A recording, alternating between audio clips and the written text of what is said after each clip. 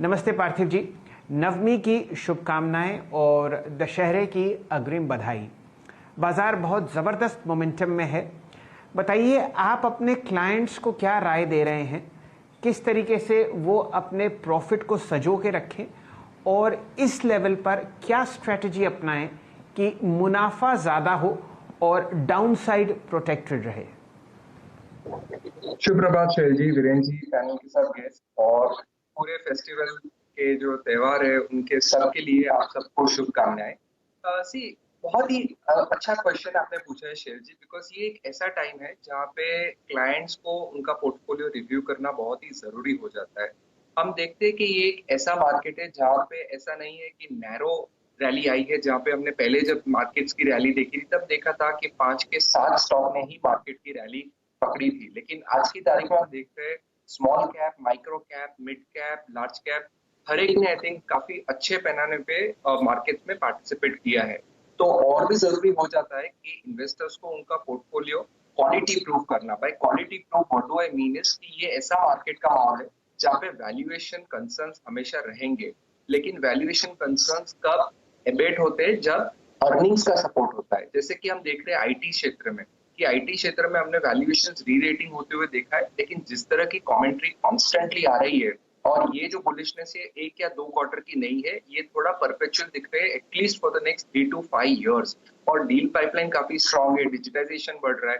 तो हम हमारे क्लाइंट्स को यही सजेस्ट कर रहे हैं कि एक पोर्टफोलियो रिव्यू करें और डेफिनेटली जो ग्रोथ सेक्टर्स है, ऐसे सेक्टर्स जहाँ पे इवन गवर्नमेंट का भी काफी फोकस है, बिकॉज हम जानते हैं कि प्राइवेट कैपेक्स के आने से पहले जनरली गवर्नमेंट का स्पेंडिंग आता है और उन तरह के जो क्षेत्र होते हैं वहां पे डेफिनेटली काफी पैसा बनता है।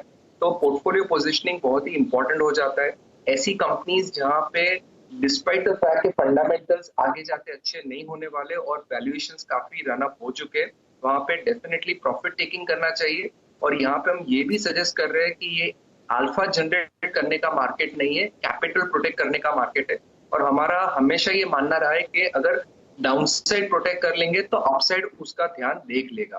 तो हम क्लाइंट्स के पोर्टफोलियो को जब रिव्यू करते हैं तब यही देखते हैं कि ये पोर्टफोलियो में रिस्क कितना कम कर सके और थोड़ा डिफेंसिव पोजीशनिंग भी कर रहे हैं, अच्छी क्वालिटी कंपनीज ऐड कर रहे हैं, ताकि वर्स्ट केस अगर मार्केट में जो हम हमेशा बोलते हैं 10 से 15% का जो करेक्शन आता है वो आता है तो पोर्टफोलियो 20-25% नहीं गिर जाता। तो इस तरह की पोजीशनिंग हम क्लाइंट्स को सजेस्ट करते हैं। बात है शाह साहब, आपने तो दिल जीत लिया। लाख टके की आपने बात की है कि इस वक्त अल्फा को चेज मत कीजिए और डाउनसाइड प्रोटेक्ट करने की कोशिश कीजिए। जो आपका मुनाफा है उसको संभाल के रखिए। बहुत ही सटीक, बहुत ही सुलझी हुई और बहुत ही बढ़िया राय शाह साहब आपके मुख से आती हुई इस नवमी के दिन। चलिए, कोई बढ़िया स्टॉक आइडिया हो तो वो भी शेयर कीजिए इस वक्त। दोस्तों, मार्केट की इंपॉर्टेंट न्यूज, लेटेस्ट अपडेट्स, हमारे सारे वीडियो की नोटिफिकेशन और हमसे हमेशा जुड़े रहने के लिए हमारे टेलीग्राम चैनल वेल्थ बाबा को जरूर सब्सक्राइब करें। लिंक वीडियो के डिस्क्रिप्शन में है। शैल जी, आज डेफिनेटली ऐसा लग रहा है कि LNT डे है। मैं अभी सुन रहा था, हम LNT की काफी चर्चा कर रहे थे, लेकिन मैं थोड़ा फंडामेंटल राय भी दे देता हूँ। हम देख रहे हैं कि जिस तरह से हमारे प्राइम मिनिस्टर साहब ने गति शक्ति की बात की है, इंफ्रा स्पेंडिंग की तो बात हम पिछले 2-3 बजट से सुन रहे हैं कि गवर्नमेंट के पिछले आने वाले 5 साल के जो टारगेट है 100 लाख करोड़ वर्थ के प्रोजेक्ट्स उनको इम्प्लीमेंट करने। मैं मोटा मोटी मान के चलो, अगर 100 लाख करोड़ का पास भी हमें आना है तो साल के हम लोग को करीबन 15 से 20 लाख करोड़ के इंफ्रा रिलेटेड प्रोजेक्ट्स एग्जीक्यूट करने पड़ेंगे। हम लोग ये भी स्टैटिस्टिक्स निकाल रहे थे कि इंडिया में स्पेशली लिस्टेड स्पेस में ऐसी कितनी कंपनी है कि जिनके पास फॉरगेट क्षमता, लेकिन जिसके पास वर्किंग कैपिटल, बैंक गारंटीज है कि वो 5,000 करोड़ और उससे ज्यादा के प्रोजेक्ट्स एग्जीक्यूट कर पाए। तो सरप्राइजिंगली बहुत ही ऐसी कम कंपनीज है और उसमें डेफिनेटली LNT एक ऐसी कंपनी है जिसके पास ना कि 5,000 करोड़ लेकिन 10,000 से 25,000 करोड़ के ऑर्डर बुक लेने की क्षमता है। एक सिंगल ऑर्डर वो लोग 25,000 करोड़ तक इजीली ले सकते हैं। दैट इज द रीजन कि LNT जैसी कंपनी के पास, और मैं LNT के कोर बिजनेस की बात कर रहा हूँ, हम सब जानते हैं उसके सम ऑफ पार्ट वैल्यूएशन अगर हम देखेंगे तो उसकी जो सर्विसेज बिजनेस है, IT है, फाइनेंशियल सर्विसेज, वहां पे तो बहुत बेहतरीन और अच्छा कर रहे हैं। लेकिन जो लैगार्ड था और जिसकी वजह से वैल्यूएशन डिप्रेस रहे वो उनका कोर बिजनेस है जो इंफ्रास्ट्रक्चर एग्जीक्यूशन का बिजनेस है। तो वहां से जिस तरह का मैं मोमेंटम एनविजाज कर रहा हूँ, और मैनेजमेंट हर क्वार्टर हर कॉन कॉल में ये कैटेगरीली बता रहे कि आज की तारीख में हम लोग फोकस करेंगे नेट वर्किंग कैपिटल साइकिल पे और आरओईज पे, हमें ऑर्डर्स चेज नहीं करने। और ऐसा ही होने वाला है। आज की तारीख में हम देखेंगे बैंक्स भी इन तरह के अच्छे इंफ्रास्ट्रक्चर कंपनीज को अच्छे लेवल्स पे फंडिंग करेंगे।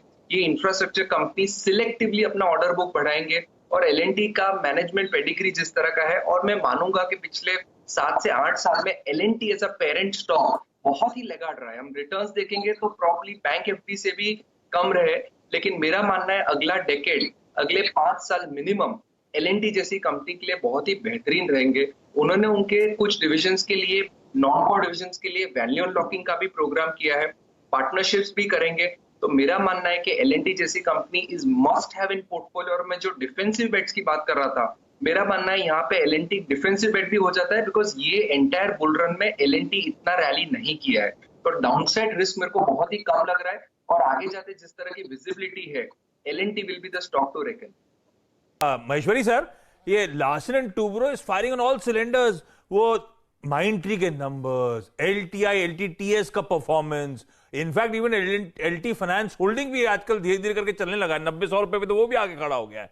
लार्सन एंड टुब्रो का आपने सम ऑफ द पार्ट वैल्यूएशन करा है कि आप लोग के लिहाज से इंट्रिंसिक वैल्यू है कहां पे? अभी भी खरीदारी के मौके हैं कि एलएनटी में? ये डीलिंग रूम्स टू ट्रेडिंग का बेट दे रहे हैं। फंडामेंटली आप लोग का कॉल क्या है एलएनटी को लेकर? बिल्कुल आशीष, और मेरा एक ही उसके लिए सेंटेंस है, देर है दुरुस्त है।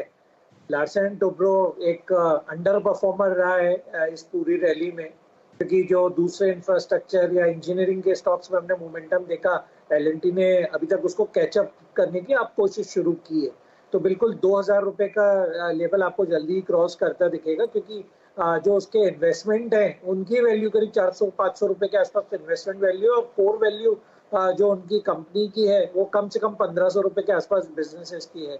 तो मेरा मानना है कि अब चूंकि दूसरे सेक्टर्स में वैल्यूएशन चूंकि रिच हो गए हैं, आईटी में, केमिकल, फार्मा, मेटल, तो अब बिल्कुल एलएनटी, बीएचईएल जैसे स्टॉक्स अब नया इन्वेस्टमेंट जो इंस्टीट्यूशनल है वो अट्रैक्ट कर रहे हैं। तो बिल्कुल एलएनटी पे भी मेरी बाय की सलाह रहेगी। हाल आप बढ़िया मोमेंटम एलएनटी पर ट्रैक करते हुए दिख रहे हैं। और आशीष जी, ये बात समझिए कि पिछले 7-8 साल में एलएनटी ने जो एक बहुत ही बढ़िया मैनेजमेंट और बोर्ड रिलेटेड मूव किया कि आपने जो उनकी 2 टेक्नोलॉजी कंपनीज थी उनको लिस्ट होते हुए देखा, ज़बरदस्त वैल्यू एक्सप्लोजन उधर हुआ। फिर माइंडट्री का आपने एक्विजिशन होते हुए देखा, और उस कंपनी को भी आप देखिए बहुत बढ़िया तरीके से बाजार ट्रीट कर रहा है। टॉप परफॉर्मिंग स्टॉक माइंडट्री है निफ्टी के आईटी इंडेक्स में। सन 2021 में अब तक 163% की विजय इस कंपनी ने आपको रिटर्न दिया है पिछले 10 महीनों में। और अब ये सब चीज़ें एलएनटी के इंडिविजुअल स्टॉक पर काम करती हुई दिख रही हैं। 100 लाख करोड़ रुपए अगर खर्च होते हुए दिखेंगे इंफ्रास्ट्रक्चर पर आगे आने वाले 3-4-5 साल में, तो एक ऐसी कंपनी जो हमारे देश की सबसे बड़ी कंस्ट्रक्शन जायंट है, हर तरीके का आप इनसे फैक्ट्री, प्लांट, सड़क, हाईवे और दुनिया भर के कंस्ट्रक्शंस देखते हैं, तो एलएनटी पर अच्छा असर आपको पड़ता हुआ दिख सकता है। 2000 का लक्ष्य साधते हुए हमारे मित्र आशीष महेश्वरी साहब। वीरेंद्र जी, आपकी टिप्पणी एलएनटी पर? शैल जी, एलएनटी को मैं बार बार देख रहा था, तो यहाँ पर एक मुझे हाई याद आ रहा है इसका, और वो है आप समझ लीजिए कि 24 सितंबर का जो हाई है 1812 का। अब अगर मैं उस हाई को कंसिडर करूं और आज के अगर आप देखें हाई को कंसिडर करूं, तो एक टिपिकल राउंडिंग बॉटम स्क्रीन पे नजर आ रहा है। मानस, आपकी राय क्या होगी? बेस को रिस्पेक्ट देता हुआ 10 day 20 day exponential moving average बहुत सेफली अगर आप देखें सिक्योर करते हुए, और आपको क्या लग रहा है, मीन कैसे अप्रोच करना चाहिए इस स्टॉक को? आपका टारगेट क्या होगा? इस राउंडिंग बॉटम का जो फॉर्मेशन का टारगेट है, आप क्या लेके चल रहे हैं? 1790। देखिए, मेरा समझना है कि शायद 1900 रुपए, 1910 तक के स्तर आपको देखने को मिल सकते हैं। करंट लेवल से 100-125 रुपए की रैली देखने को मिलेगी। और देखिए, पैटर्न बहुत क्लियर है, हाई टॉप हायर बॉटम का ट्रेंड है। हर गिरावट पे 20 डे मूविंग एवरेज पे स्टॉक सपोर्ट लेता है और नया हाई बनाता है। तो इस बार भी क्योंकि स्टॉक ने 20 डे मूविंग एवरेज पे सपोर्ट लिया, तो नया हाई जरूर बनेगा।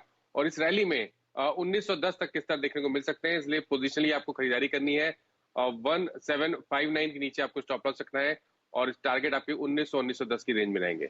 अगर आप ट्रेडिंग में ब्रोकरेज के नाम पर अपने हजारों रुपए बर्बाद कर रहे हैं तो अब बदलिए और देश के सबसे सुरक्षित और भरोसेमंद ब्रोकर्स के साथ जुड़िए, जहां पर सिर्फ 20 रुपए की ब्रोकरेज में आप कर सकते हैं अनलिमिटेड ट्रेड।